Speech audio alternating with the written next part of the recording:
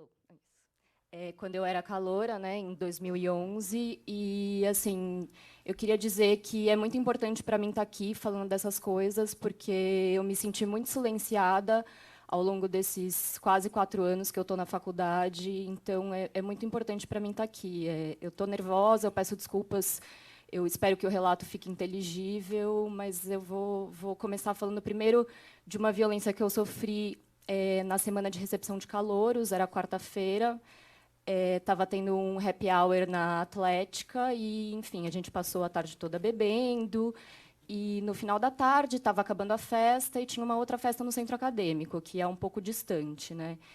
E eu falei que estava indo para o centro acadêmico e o diretor social da Atlética da época, que é a pessoa que é responsável por, enfim, orientar e cuidar os calouros ali nas atividades da Atlética, falou que, enfim, que ia me acompanhar, que eu estava muito embriagada e enfim, para me oferecer uma ajuda.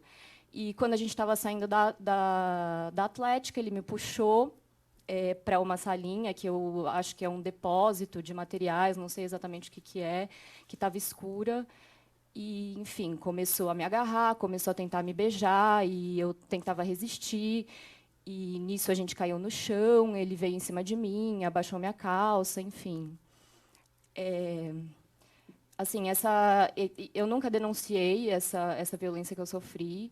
Eu guardei ela para mim durante muito tempo. Eu só fui falar sobre isso depois que o coletivo feminista foi criado. Conversei com as minhas colegas e, enfim, a gente trocou várias experiências. Várias meninas passaram por situações parecidas com colegas, inclusive com esse mesmo colega, né? Ele agrediu outras meninas.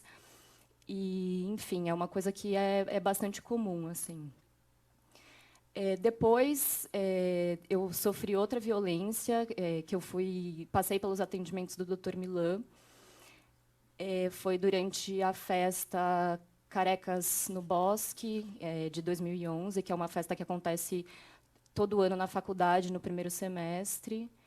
E, enfim, eu estava há menos de 2 meses na faculdade, ainda era caloura também. Eu cheguei na festa, fiquei na festa com o meu atual namorado, e a gente ficou junto, a gente chegou na festa, bebeu um pouco, mas depois a gente ficou mais ou menos da meia-noite até as 4h30 da manhã juntos, e, enfim, não bebi nada. A gente se separou, fui ao banheiro, e depois eu voltei para a barraca do judô. E, enfim, eu estava bem, estava acordada, e na barraca do judô eu bebi algumas doses de uma suposta tequila, né, que na verdade não é tequila, eles vendem como tequila, mas é uma mistura de destilados que eles fazem, acho que é conhaque com vodka ou alguma outra mistura de destilados, então eles manipulam as bebidas antes de servir.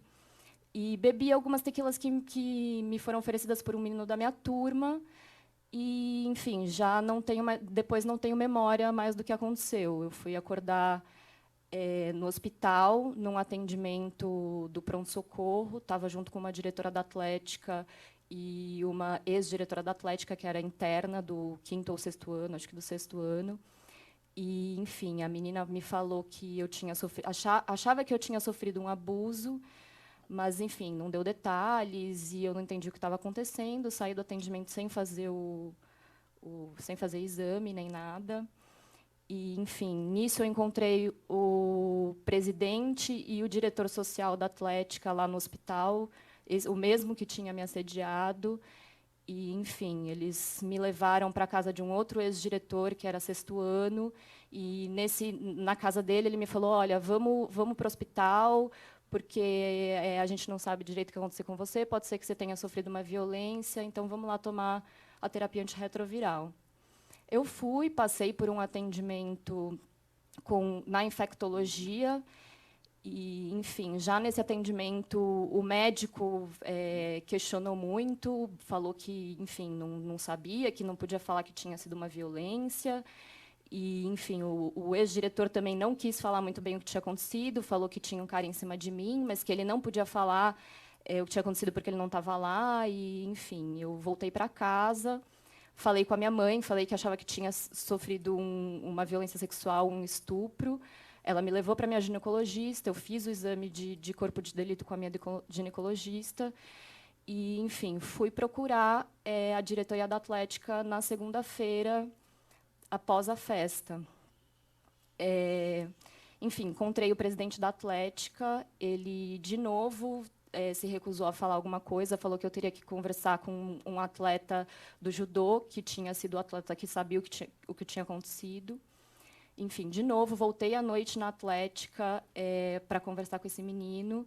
E, enfim, a gente sentou e conversou, e foi aí que eu entendi realmente o que tinha acontecido. Realmente não, mas mais ou menos. Ele falou que tinha me deixado na barraca dormindo, né? Porque essas barracas elas têm uma estrutura montada atrás com colchões, enfim, que são chamadas cafofos, em que os meninos da barraca levam meninas com quem estão ficando, enfim. Ele falou que tinha me deixado lá dormindo e que, por volta de 1 hora, 2 horas depois, ele tinha voltado e tinha visto um cara em cima de mim com a calça baixada. Ele falou que tirou o cara de cima de mim, que enfim, bateu no cara enfim, eu fiquei bastante chocada, assim, porque até então não tinha me caído muito a ficha do que tinha acontecido. E, enfim, falei que eu tinha vontade de denunciar. E, nesse momento, ele falou para mim que ele achava que eu não deveria fazer isso porque eu não ia ter como provar. Ele que era a testemunha principal do que tinha acontecido comigo.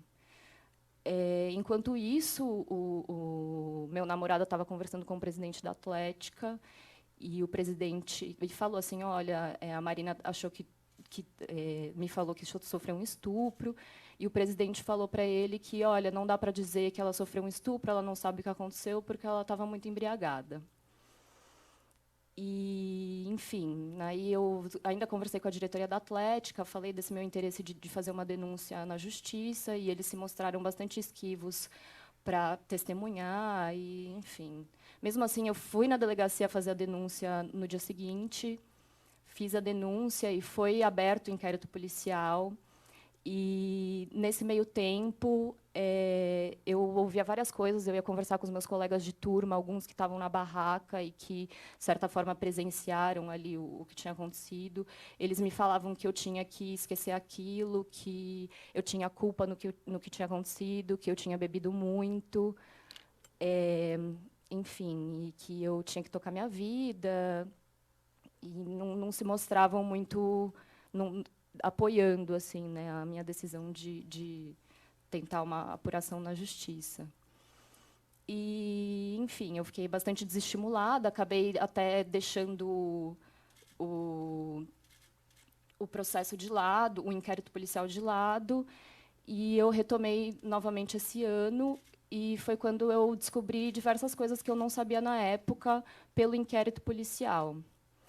A testemunha principal, que foi a pessoa que me achou na barraca no momento do estupro, só foi chamada para depor esse ano, quase 3 anos e meio depois do que aconteceu. E, enfim, no relato dele, ele colocou que, enfim, eu estava totalmente desacordada, que ele teve dificuldade em me acordar. Isso, na época, ele não tinha falado para mim, ele não tinha falado do meu estado de consciência. Ninguém tinha, na verdade, então as pessoas meio que deixaram essa dúvida. Então, será que foi consentido ou não? Você não sabe, você estava bêbada, mas, na realidade, eu estava totalmente desacordada. Enfim, descobri que o funcionário conseguiu entrar na barraca porque ele deu dinheiro para os seguranças, os seguranças falam isso no depoimento deles, e no depoimento do réu, ele diz que deu dinheiro para 2 alunos que estavam na barraca. A polícia foi chamada no momento em que tudo aconteceu. Parece que ela foi impedida de entrar na Atlética. E, enfim, foi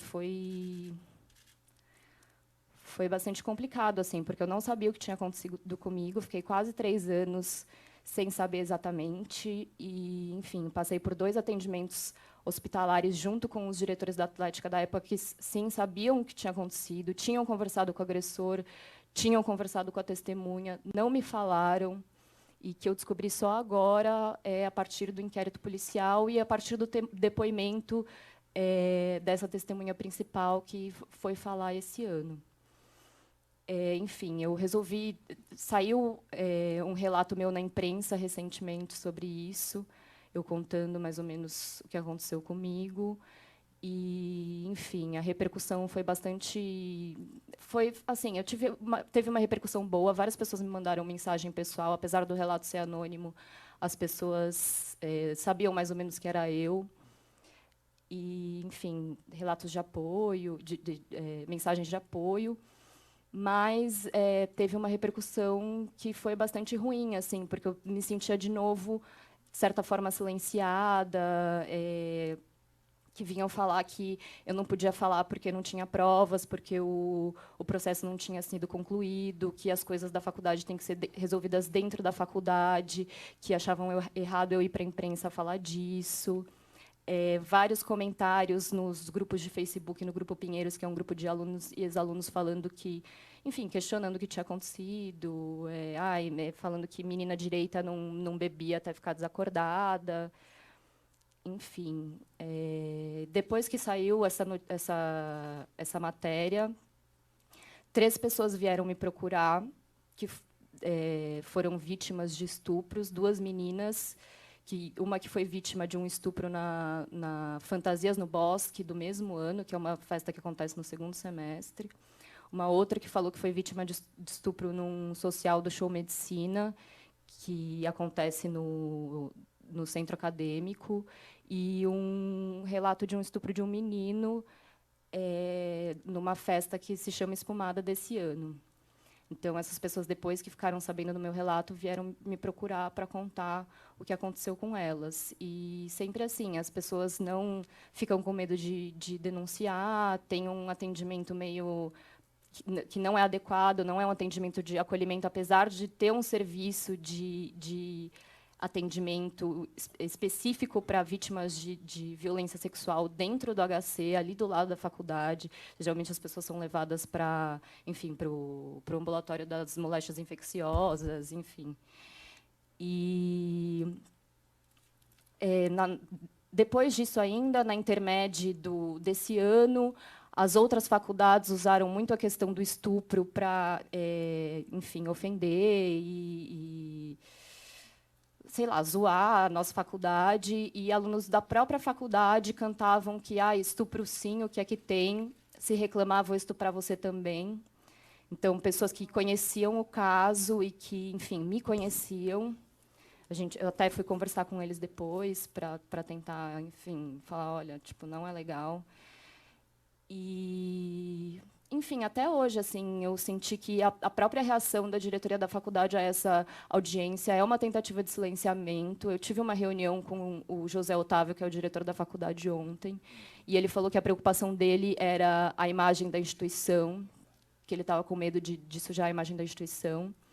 Enfim, eu acho que ele não sabia que eu tinha sido vítima desse tipo de coisa. Eu falei para ele, olha, para as vítimas é muito importante esse espaço para a gente falar o que aconteceu com a gente, depois de tantas tentativas de silenciamento sistemáticas, né?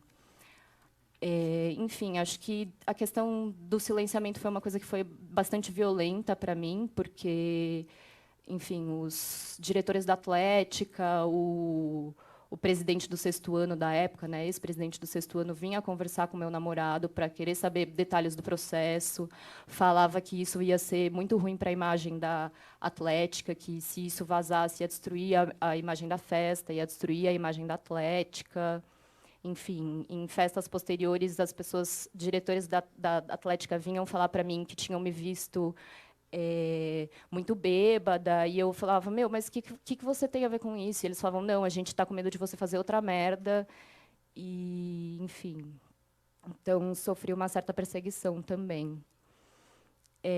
Enfim, hoje eu faço parte do coletivo feminista e a gente está tentando dar apoio às vítimas, que não são poucas. Eu acabo tendo contato com vários relatos, porque as pessoas meio que me enxergam como referência, assim, de uma pessoa que passou por isso e enfim, se expôs e está lutando contra isso.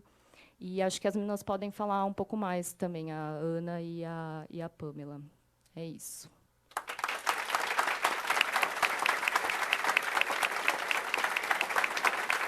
Olá. Ana Luísa Pires da Cunha, estudante, terceiro ano. Em primeiro lugar, boa tarde à mesa, boa tarde, senhoras deputadas, senhores deputados, a todas e a todos. Eu queria agradecer a oportunidade de poder falar aqui. Desculpa, eu estou muito nervosa, porque a gente escuta esses relatos aqui. Na verdade, isso é uma coisa que a gente passa diariamente na faculdade. E a gente vê a reação que os alunos têm em relação ao coletivo, a essas vítimas, a maneira como a gente é retratada como loucas, histéricas, como pessoas que estão lá, assim, fazendo uma coisa muito absurda. E, na verdade, a gente só está dando voz às pessoas que foram silenciadas durante muito tempo. Então, eu vou tentar continuar no terceiro ano. Eu vou tentar continuar o meu relato, eu vou tentar fazer ele ser breve, só que eu preciso tentar resumir 102 anos de misoginia em uma fala. Então, eu fui pedida para vir aqui para falar um pouco sobre o coletivo feminista Geni, né, nossa criação e reação, etc. Nós somos filhas de um estupro, infelizmente. Inicialmente, a pauta feminista era tocada pelo NEGS, porque o G do NEGS é gênero, e que foi quem acolheu a Pamela, em primeiro lugar. Mas, com a repercussão do caso, novas vítimas começaram a se manifestar, e a gente percebeu que era necessário um espaço de acolhimento só entre mulheres. E foi quando surgiu, de uma forma auto-organizada, o coletivo feminista Geni, no fim de 2013. Depois desse caso, que foi narrado aqui, a gente foi percebendo que o centro acadêmico e a diretoria não tinham a menor competência para lidar, ou preparo para lidar com casos de violências, e a principal evidência disso foi toda essa violência institucional e social sofrida pela PAN, assim, toda essa estigmatização e o silêncio que ficava em torno dessa estigmatização das instituições responsáveis por proteger essa aluna. E isso indignou mais meninas, a ponto da gente se reunir para conversar sobre esse caso e vários outros casos de machismos diários. E foi assim que surgiu o coletivo. A gente tem cerca de 56 integrantes. Nessa reunião e nas subsequentes organizativas, a gente se designou duas funções, que é o acolhimento de vítimas de violências e a introdução do debate feminista na faculdade. Essas duas funções, elas estão intimamente ligadas. Apesar da gente ouvir constantemente que a gente deveria só lutar contra o estupro stricto sensu e não ficar se metendo nos aspectos culturais da faculdade. Mas é impossível você realmente combater a violência contra a mulher de maneira efetiva sem colocar em discussão a existência de uma cultura que favoreça atos desse tipo. Eu acho que a tese dos alunos que vão vir aqui falar na frente é demonstrar que essas violações de direitos humanos que estão sendo discutidas aqui, elas não partem de indivíduos maus, e sim elas são manifestações de uma cultura permissiva da faculdade. Entretanto, não negamos responsabilidades individuais, uma vez que o sujeito tem que manter sua crítica em relação à massa, assim como algumas pessoas mantêm. Por exemplo, a gente está aqui lutando contra isso. Mas, além dessa punição dos agressores, a gente quer também fazer notar a participação das instituições nessas agressões, tanto ativa quanto passivamente, por meio da omissão. Bom, primeiro eu queria tentar mostrar para vocês que esses casos apresentados, eles não são isolados. Desde a criação do coletivo e nosso posicionamento como porto seguro para essas vítimas trazerem seus casos, a gente recebe relatos com uma frequência assustadora. E são relatos desde recentes até 5, 10 anos atrás. Por motivo de privacidade dessas vítimas, ainda mais com a presença de pessoas da faculdade aqui que poderiam reconhecer essas situações, eu não posso dar muitos detalhes dos casos, mas eles estão documentados pela ouvidoria da Comissão de Opressões e pelo USP Diversidade. Mas a questão que eu quero colocar é que tem casos nas festas da Atlética Carecas no Bosque, na Fantasias, na Espumada da Semana de Recepção, em Social do Show Medicina, na Cervejada do 6º ano, em Estágio do Internato, na Casa do Estudante de Medicina, assim, perpassa por todas as instituições. E ao longo de diversos anos, é uma coisa repetitiva. Então, ou seja, é um problema estrutural, não um problema pontual da faculdade. E eu proponho aqui que esses casos, e a repetição desses casos, eles são materializações da cultura machista, violenta, de papéis de gênero pré-definidos, com a mulher em lugar submisso sempre, do sexo como instrumento de dominação, e ilustradas em alguns exemplos que eu vou dar a seguir. Essa cultura, que tem todas essas facetas, ela vem aliada a uma falta de educação sobre consentimento, sobre respeito ao corpo e às vontades do próximo, o que é especialmente preocupante de não acontecer em uma faculdade de medicina. É uma profissão na qual você tem um acesso mais amplo ao corpo do outro. Então, nós estamos formando na nossa faculdade pessoas que, assim, é quase certo de que, em algum momento, na internato, na residência, na profissão, vão receber vítimas de violência sexual, principalmente com os índices preocupantes que a gente tem no Brasil. Então, são pessoas que vão receber essas mulheres em situação, e homens também, né, eventualmente, em situação vulnerável, e que fazem piada sobre os colegas estuprados e que não conseguem ter uma mínima solidariedade, que duvidam, que culpabilizam, e a faculdade se omite, né, a diretoria. Assim, a gente não tem aulas sobre respeito, sobre como... Assim, se a gente tem uma aula sobre atendimento de vítima de violência, é a operação técnica, assim, é como você mede, como você acha, e dificilmente a gente tem uma aula sobre respeito ao próximo lá na faculdade. E são essas pessoas que vão estar atendendo essas pessoas em um momento de vulnerabilidade maior. Bom, peraí, licença. Para a parte ilustrativa, então, dessa tese que eu estou levantando aqui, eu queria começar com a semana de recepção. Claro, porque é quando o calor é apresentado para a faculdade. E já no primeiro dia, todos os calouros se sentam na frente do busto do Dr. Arnaldo para ouvir as músicas da Atlética embaladas pela bateria. Entre essas músicas, tem letras, eu já peço perdão pela indiscrição dessas letras, eu vou ler aqui elas sem censura, mas tem letras como "Tava no banheiro comendo a empregada, o índio", que são alunos da Paulista, "abriu a porta e eu comi a bunda errada". Ou "Ó Paulistinha, porque estás tão triste, mas o que foi que te aconteceu? Foi a porcada que entrou rasgando, deu 2 bombadas e não amoleceu. Vem, Paulistinha, vem se fuder. Não fiques triste, pois o cabaço não impede que a porcada meta fundo e fature a intermédia".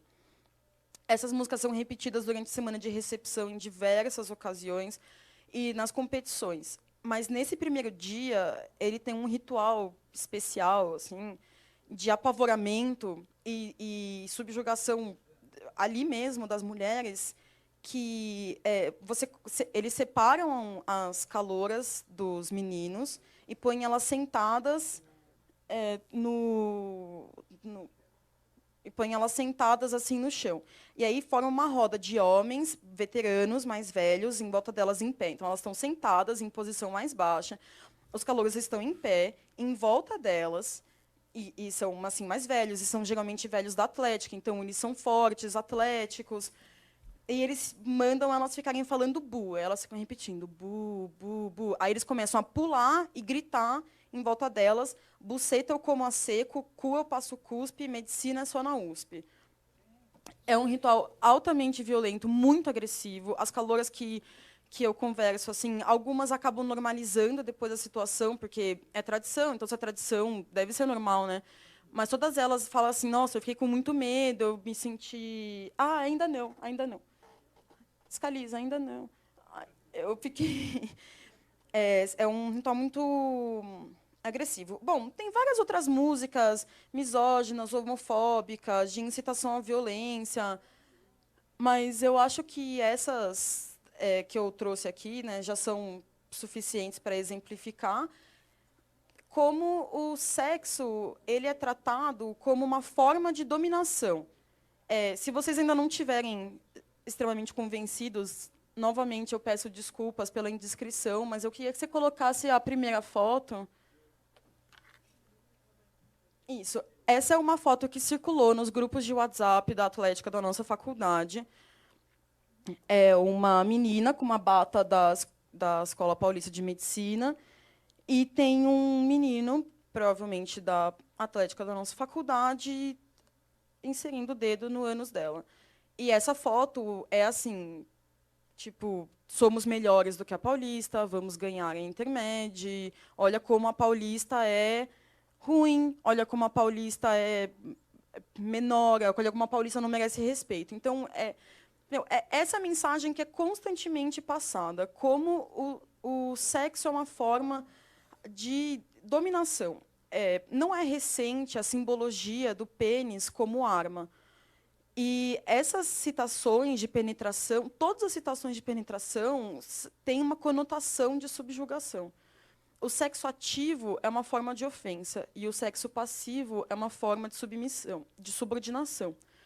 E, além disso, ainda tem os apelidos que eles dão para algumas meninas, como cuzeira, que são meninas que se espalham boatos de que ela fez sexo anal com um veterano, então ficam chamando ela de cuzeira pelo resto da faculdade e até depois da faculdade, como se fosse do interesse de alguém, o que ela faz com a outra pessoa, e é sempre assim, entendeu? É o sexo agressivo, é o sexo que não é tanto pelo prazer, mas é mais pela dominação, pela violência. E essa é a cultura que se constrói em torno do sexo na nossa faculdade. Então, assim, só para deixar uma coisa clara, que o estupro ele não é sobre prazer. O estupro é sobre violência. Então, acho que fica fácil de fazer essa ligação, né, de por que a gente tem uma cultura de estupro na faculdade. Bom, você pode, por favor, tirar essa foto?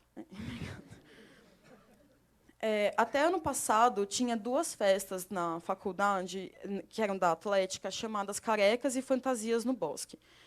Elas eram propagandeadas assim como festas voltadas para o sexo, mas não era um sexo libertador, assim, era um sexo objetificador da mulher.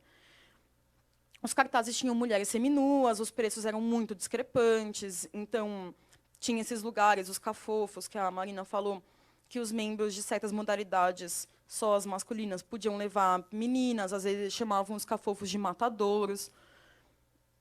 E aí, como o Geni já tinha recebido diversos relatos bem preocupantes sobre essas festas, a gente foi, antes da realização da Carecas no Bosque, conversar com a diretoria da Atlética sobre possíveis mudanças a serem feitas para que se tornasse um ambiente seguro para as meninas, né? Uma festa mais legal, assim.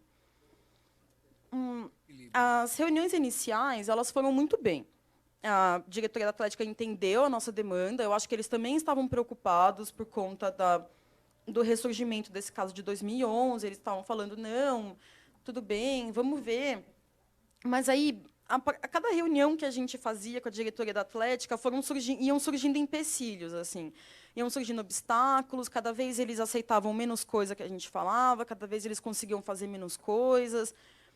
E o que a gente notou é que a maior parte desses obstáculos eram por pressão de ex-diretores que não queriam perder os seus privilégios.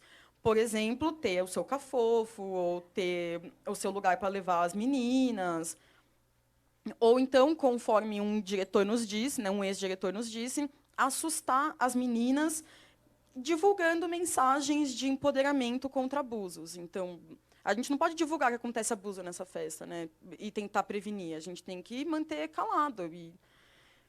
Bom, enfim, aí, no fim das contas, essa festa ela aconteceu exatamente do mesmo jeito que ela sempre aconteceu, ignoraram todas as nossas demandas, uma agressão ocorreu e a festa foi proibida. E a gente fica muito frustrada quando essas coisas acontecem, porque a gente tenta construir um diálogo saudável para melhorar uma festa, aí a gente é ignorada, até por uma certa rejeição preconceituosa que as pessoas têm aos coletivos que estão questionando o status quo, aí ocorre um problema e a faculdade toma uma decisão proibicionista. Aí a culpa cai em cima de quem? De quem estava questionando a estrutura da festa em primeiro lugar. Quer dizer, a festa ocorre exatamente da maneira como sempre aconteceu e a gente estava questionando, dá um problema, a faculdade proíbe, a culpa é nossa. Então, e assim, a gente nunca pediu a proibição de festas, a gente gosta de ir em festas. Nós não somos a Liga das Senhoras Católicas, nós somos um coletivo feminista só.